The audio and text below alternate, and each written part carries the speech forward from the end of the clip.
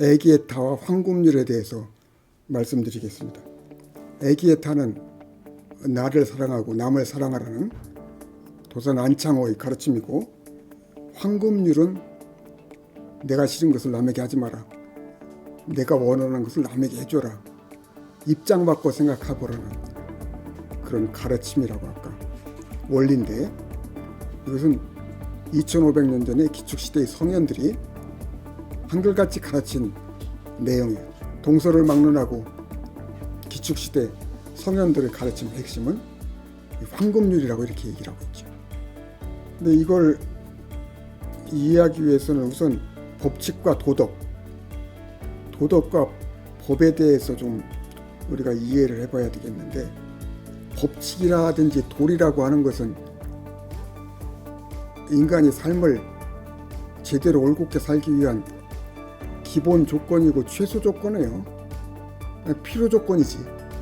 자연 법칙이든 사회 법이든 도덕 법칙이든 그것을 어기면은, 거스르면은 제대로 된 삶을 살 수가 없어요. 올바른 삶을 살 수가 없지. 그러나 자연 법칙이나 도덕법을 지키기만 하면 제대로 올곧은 삶을 살 수 있냐면 그런 것은 또 안 해요. 이 자연법이나 도덕법이나 사회법이라고 하는 것은 최소 조건, 필요 조건이 충분 조건은 아니다. 그러면은 이 법이라고 하는 것, 도덕이라고 하는 것과 인간의 생명과 정신이라고 하는 것을 어떻게 볼 거냐. 도덕과 법 중심으로 인간의 생명과 정신을 볼 것이냐. 도덕과 법이 표준이 되고 기준이 돼서 인간을 도덕과 법 아래 놓고 볼 거냐. 아니면은 도덕과 법이라고 하는 것은 인간의 삶을 위한 수단이고 도구이고 기본 조건이니까, 도덕이라든지 법이라든지 이건 수단이고 인간의 생명과 정신이 목적이라고 볼 거냐, 주체라고 볼 거냐, 어떤 쪽으로 볼 거냐에 대해서 도덕과 법에 대한 철학적 이해가 근본적으로 달라진다고 봐요. 오늘날 이 사법개혁이 문제가 되고 또 검사나 판사에 대한 여러 가지 이야기가 나오는데, 검사나 판사는 기본적으로 법을 기준으로 생각하는 사람들이에요. 법을 중심으로 생각하는 사람들이죠. 그러니까 다 보수적이라고 하잖아요. 검사나 판사는 기본적으로 보수적이다. 왜냐하면 법과 법칙의 법질서, 이것을 기준으로 놓고 생각하는 사람이니까. 그러나 이런 것은 옳은 법철학은 아니라고 봐요. 법에 대한 올바른 이해는 아니라고 봐요. 도덕법이든 사회법이든 그 국가법이든 법은 도구적이고 수단적이고 절차적인 거예요. 인간의 삶과 정신을 구현하기 위한 최소 조건, 기본 조건. 인간의 삶과 정신이 목적이고 법은 수단입니다. 그러나 판사나 검사는 늘 법 공부만 하는 사람이니까, 법을 적용하고 시행하는 사람들이니까, 이 사람들은 법을 표준으로 놓고 법을 중심으로 놓고 사람을 그 아래 놓고 보기가 쉬워요. 잘못된 생각이죠. 철학적으로 문제가 있는 것입니다. 어느 테두리 안에서는 법대로 해야 돼요. 법에 따라 처벌도 해야 되고, 법에 따라 징계도 해야 되고, 법에 따라 손해도 줘야 되고 보상도 해줘야 돼요. 어느 테두리 안에서는 그런 거죠. 인생과 역사, 사회와 이 세계에서 법은 인간의 삶을 제대로 살도록 하기 위한, 인간의 사회생활을 제대로 할 수 있게 하기 위한 최소 조건이다. 기본 조건이다. 필요 조건이다. 그러니까 법의 목적은 사람에게 있다. 법의 목적은 사람과 사회의 생활을 실현하고 완성하는 데 있다. 법 자체가 사람을 완성시켜주는 건 아니거든요.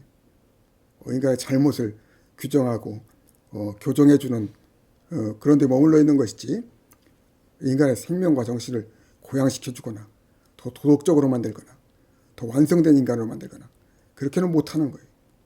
국가법이든 사회법이든 도덕법이든 자연법칙이든 법이라고 하는 데는 동일한 거예요. 법이라는 점에서는 같은 거예요. 자연법이 있죠. 자연법칙. 중력의 법칙이 있고 뭐 가속도의 법칙이 있고 운동의 법칙이 있고 또 연력학 제2법칙이 있잖아요. 물질 세계에서 통용되는 법칙이에요. 이것은 생명과 인간에게도 적용되는 법칙이죠. 이런 법칙을 무시하거나 어겨가지고는 살 수 없어요. 인간이 살려면은, 생명을 유지하고 살려면은 자연법칙을 다 지켜야 돼요. 그러나 자연법칙을 지키는 것만으로는 생명을 실현하고 완성할 수 없어요. 이를테면은 생명이라고 하는 것은 중력의 법칙이나 연력학 제2법칙이나 운동의 법칙이나 이런 것을 받아들이고 수용하고 충족시키면서도 다른 면에서는 이 자연의 법칙을 거스르고 극복하고 초월해서 그 법칙 위에서 전혀 새로운 차원의 생명과 정신의 세계를 열어가고 실현하는 것. 그것이 생명과 정신이에요. 그러니까 생명과 정신은 자연의 법칙을 수용하고 받아들이고 거기에 복종하면서도 그것을 거스르고 극복하고 초월해서 그 위에서 새로운 생명과 정신의 세계를 펼쳐가는 것. 그것이 생명과 정신의 본분이고 사명이다. 사회법도 마찬가지예요. 국가법도 마찬가지예요. 그런 것에 충실히 받아들이고 그 법칙을 준수하고 그 법을 따라야 되지만은 그것만으로는 인간과 사회는 올바로 된 제대로 된 삶을 살 수가 없어요. 오히려 그런 법을 뛰어넘어서 그걸 거스르고 극복하고 뛰어넘어서 그 이상의 삶의 세계를 열어가야 돼요. 그것이 종교요, 철학이요, 도덕이지요. 도덕법이든 사회법이든 자연법이든 이런 법을 어떻게 이해하느냐, 어떻게 받아들이냐에 따라서 법철학과 인간의 삶의 자세가 아주 달라질 수 있어요. 이 서양에서 법을 가장 중시한 사람들이 유대교이고 또 스토학파예요. 유대교는 모세가 하나님으로부터 율법을 받았다고 했는데 그 모세의 법을 아주 준수하는 종교예요. 유대교 자체가 그렇습니다. 율법 종교지. 구약성서의 그 율법을 하나님의 계명, 하나님의 말씀이라고 해요. 유대인들이 하나님의 말씀이라고 하면 기본적으로는 하나님의 말씀은 하나님의 계명, 율법이죠. 율법을 절대적으로 지켜야 되는 거예요. 율법을 지켜야 구원받는다고 생각했어요. 율법을 어기면 죄인이 되고 심판을 받는다고 하죠. 율법을 어기면 제대로 살 수가 없어 죽어 망하는 거예요. 예수는 유대교인은 율법 종교에 저항한 사람이죠. 예수는 그 유대교의 이런 율법 종교에 대해서 사람이 법의 주인이다. 법은 사람으로 돼 있는 거다. 이걸 선언하고 가르치고 실현한 사람이에요. 안식일법이 있었지만은 예수는 안식일법을 사람을 위해서는 어겼지요. 어기면서 사람이 안식일을 위해 있는 것이 아니라 안식일이 사람을 위해 있다. 인자는 안식일의 주인이다 이렇게 얘기했죠. 정결법도 마찬가지예요. 정결법이라고 하는 것은 손발을 깨끗이 씻는 건데 건강한 삶을 위해서는 이 정결법이 매우 중요하지. 그러나 정결법이 인간을 억압하고 정죄하고 짓밟는 그런 도구가 되면 안 되는 거예요. 정결법 자체가 나쁜 것이 아니라 그 정결법을 가지고 사람을 죄인으로 만들고 사람을 억누르고 지배하고 모욕하고 이렇게 하면 안 된다는 거죠. 모든 법은 인간을 위한 것이고 인간의 건강하고 바른 삶을 위해서 쓰여야 되는 거다. 그것이 아주 확실한 예수의 그 가르침이었죠.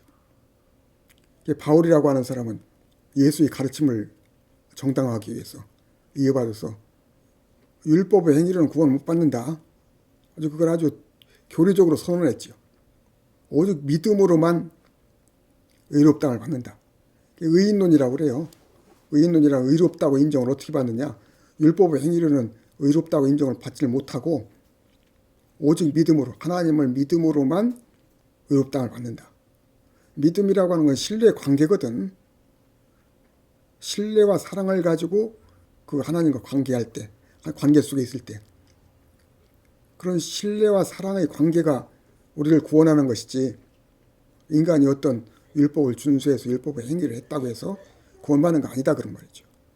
믿음, 사랑, 은혜로 구원받는다. 이것은 인간의 영혼을 중심에 놓고 영혼과 하나님의 진실한 관계, 율법이라고 하면 그 아래에 있는 거다. 기독교는 어떻게 보면 아주 이 율법에서 확실한 어떤 법철학적인 관점을 확립했다고 볼 수 있어요. 흔히 유대교 율법이라고 하는 것은 그건 종교법이지 일반적인 법하고는 관계없지 않느냐 그러는데, 원래 모세가 준 유대교 법이라고 하는 것은 국가법, 사회법, 도덕법, 종교법 이런 게 다 뭉뚱그려져 있는 거예요. 다 통합된 거예요. 크게 보면은 자연법이든 도덕법이든 사회법이든 국가법이든 다 한 묶음으로 법이라는 점에서는 일치한 거예요. 그러니까 생명과 정신에 대해서 법은 도구적인 거다. 생명과 정신이 더 위에 있고 목적인 거다. 이 법철학적으로 이건 일찍이 확립된 건데 아직도 이거를 철학적으로 확립하지 못한 사람들이 너무나 많죠. 아마 우리나라 판사 검사들 아마 10이면 9 이상 법을 중심에 놓고 법을 기준과 목적으로 인간을 평가하려고 할 거예요. 그건 아주 제한된 범위 안에서만, 아주 한정된 영역 안에서만 법 아래 사람은 다 평등하다. 모두 법에 복종해야 된다. 평등하게 법의 적용을 받아야 된다. 이런 말하는 것은 문제적인 어떤 영역의 한계 안에서만 그게 통용되는 거지. 전체로 놓고 보면은 법이라고 하는 것은 도구적이고 수단적인 거다. 생명과 정신이 그 위에 있는 거다. 그러니까 헌법 정신도, 우리나라 헌법 정신도 그렇잖아요. 우리나라 헌법이란 뭐예요? 국민의 존엄과 행복을 실현하자는 거예요. 국민의 존엄과 행복이 헌법의 목적이에요. 법 규정이라고 하는 건 다 그걸 위해 있는 것이고, 헌법의 정신과 철학에 비추어 보면은 그 분명해요. 헌법 정신은 적어도 예수와 바울의 어떤 법철학적인 생각을 반영하고 일치하는 거라고 이렇게 볼 수 있어요. 아주 서양에서 정신사에서 이 스토아파는 매우 중요한 위치에 있는데, 이 스토아파의 이 법에 대한 이해를 보면은 재밌어요. 이 스토아파는 로고스의 법, 이걸 절대적으로 존중했어요. 자연법이든 사회법이든 우주법이든 그 로고스와 일치하는 거라고 봤거든. 로고스의 법과 일치하는 거라고 봤어요. 인간 내면에 있는 로고스와 우주의 로고스, 이 자연과 역사, 사회의 로고스 다 일치한다고 봤어요. 인간은 이 우주적인 로고스, 인간 내면의 로고스, 사회적인 로고스 이 법도에 절대 복종하고 순응해야 된다고 봤어요. 이 사람의 운명에 대한 사랑을 얘기했지, 로고스가 지배하고 결정한 것이 운명이에요. 운명에 저항해서는 안 돼.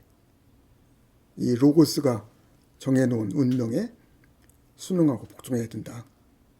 이 사람은 굉장히 도덕주의자들이고 근엄하고 고귀하긴 하지만은 이 사람들의 생각의 핵심은 아주 분명해요. 로고스의 법이 인간 위에 있는 거예요. 인간은 그 로고스의 법 아래에 있어요. 그래서 이 사람들은 이렇게 얘기를 해요.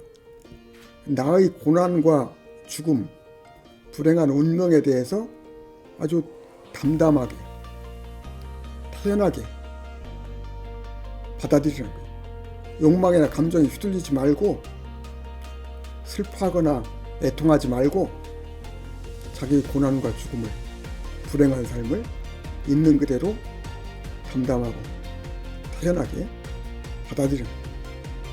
마치 내가 다른 사람이 고난받고 죽어가는 것을 제3자적으로 객관적으로 보는 그 눈으로 내가 다른 사람을 보는 그 눈으로 그렇게 제3자적으로 담담하고 태연하고 평안한 심정으로 나의 고난과 불행과 죽음을 보라는 거예요.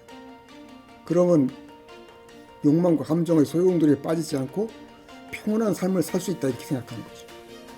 그러니까 이 사람들은 어떻게 보면은 법을 중심에 놓은 사람들이니까 이 법의 잣대로 다른 사람을 볼 뿐 아니라 나 자신조차도 타자로 보는 거지. 법을 중심에 놓고 나도 제3자 타자로 보는 거야. 나도 제3자 타자로 보니까 나의 고난과 불행과 죽음을 태연하게 담담하게 보고 받아들일 수 있다는 거죠. 근데 성경은 구약 성경과 예수의 그 보는 관점은 이것과는 전혀 달라요. 이사야 53장에는 고난의 종이 있거든. 그 고난의 종에 보면 고난받는 사람의 그 고난을 타자의 고난과 불행으로 보지 말고 그 타자의 고난과 불행은 나의 죄악을 씻어주는, 나의 병을 씻어주는 구원행위로 보라는 거예요. 타자의 고난과 죽음은 나를 구원하고 살리기 위한 거다. 그러니까 나의 고난과 죽음이라는 거예요. 그 타자의 고난과 죽음 속에서 나를 보는 거예요. 타자가 고난받고 죽는 것은 그 속에서 내가 고난받고 죽는 것이고, 내가 잘못하고 내가 죄를 짓고 내가 병에 걸려서 내가 죽어야 될 것인데 대신 저 사람들이 고난받고 죽는 거예요. 나를 위해서, 나를 살리기 위해서. 그러니까 이사야 53장 이 고난의 종에서는 그 고난받는 사람의 자리에서, 관점에서 주체와 전체로 놓고 보는 거죠. 그리고 또 그것을 나의 관점에서 보는 거예요. 나의 관점에서 나의 고난과 나의 죽음으로 보는 거예요. 스토아파하고 이사야 53장의 고난의 종 이야기는 아주 같이 고난과 죽음을 놓고 정반대의 해석을 하는 겁니다. 스토아파는 제3자적으로 남의 일로 보는 거예요. 고난의 종은 남의 고난을 나의 고난, 우리의 고난, 나와 우리를 구원하고 살리는 고난으로 이렇게 보는 거지. 그러니까 이사야 53장의 고난에서는 고난받는 사람도 주체로 보는 거고, 그들을 보는 사람도 주체로 보는 거예요. 내가 주체로서 저 사람의 고난에 참여하는 거예요. 그 고난 속에서 나와 저가 하나가 되는 거죠. 이것이 그대로 예수의 십자가 고난과 죽음 그 부활로 이어져요.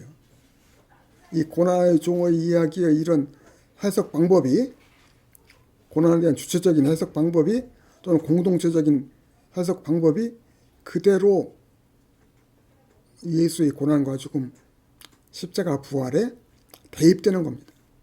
예수의 고난과 죽음을 서로 주체적인 관점에서 보는 거고 공동체적인 관점에서 보는 거죠. 나를 살리는 고난과 죽음으로.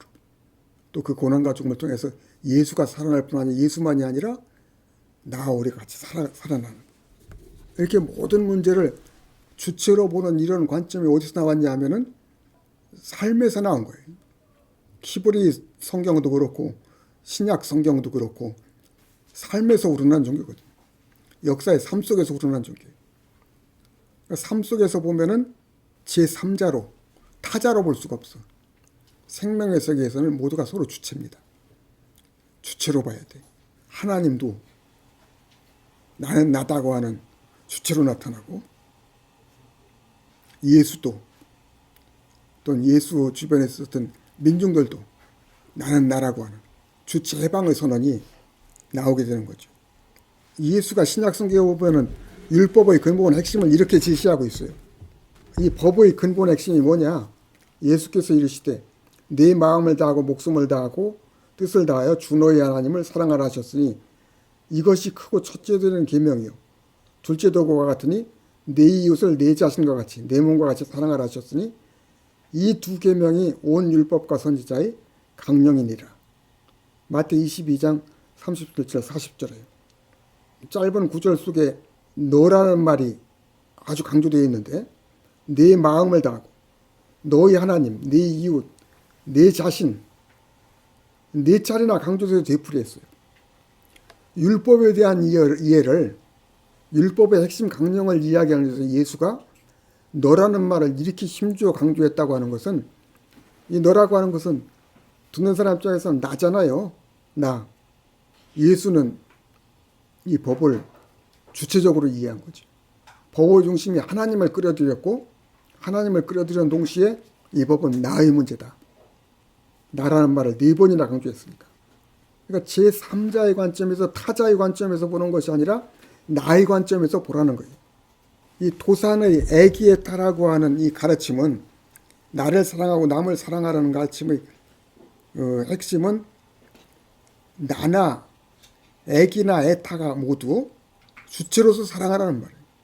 애기는 나를 주체로 사랑하는 말이고 에타는 남을 주체로 사랑하라는 말이에요. 아주 민주정신의 화신이었던 도산 안창호는 이 애기에타에서 그의 나철학에서 모든 것을 주체적으로 나로 이렇게 이해를 했어요. 심지어 안창호는 사물들까지도 물건까지도 있을 곳이 있게 함으로써 다 그것을 나름대로 존중하고 바로 세우려고 했다고 이렇게 볼 수가 있어요. 여기 이 애기에타에서 애자를 안창호가 보통 쓰는 사랑해를 쓰지 않고 간체자를 쓰고 있거든. 이 간체자라고 하는 것은 1956년인가 공산혁명이 일어나고 나서 이 법제화한 거거든요. 간체자라고 하는 것. 근데 이 애기에타라는 이 붓글씨를 쓴 것은 1936년이거든.